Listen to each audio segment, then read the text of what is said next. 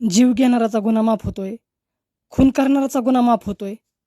आणि मी अशी काय मोठी चूक केली होती? जिथं जिथं तू चुकीचं वागली तिथं तिथं आपली भांडणं झाली. मी तुझ्यासोबत चुकीचं वागलो, वाईट वागलो, तुला शिव्या दिल्या, काही बोललो असून वाईट. आता असा लेकराचा जीव गेलाय म्हणल्यावर कुणाला राग येणार नाही, कोणचा नवरा शिव्या देणार नाही. आणि ते पण असं नाही ऐकल्यामुळे जीव गेलेला असतो, त्यावेळेसच माणूस चिडतो. तुझ्याकडून जर चुकून असं झालं असतं किंवा तो माझं ऐकल्यानंतर सुद्धा असं झालं असतं तर मी तुला काहीच नसतं म्हणलं. पण तू माझं ऐकतच नव्हती. जीव जाईनला का, जीव जाईनला का, मी असं म्हणतोय तरी तू म्हणायची नाही जाणार, नाही जाणार, मी घरी डिलिव्हरी करणार. मग असं झाल्यावर कुणाला चिड येणार नाही?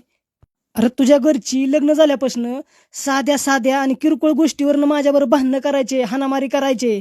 आणि मग ह्या लेकराचा जीव गेलाय म्हणल्यावर मला राग येणार नाही का अजिबात?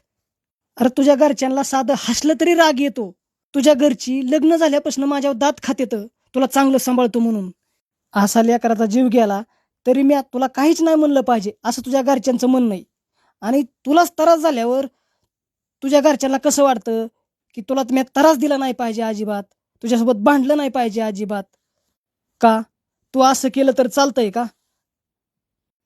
अरे त्या सुखसागर मधपासूनच मारामारीची भाषा करायची तुझ्या घरची, आपली भांडणं नसताना सुद्धा.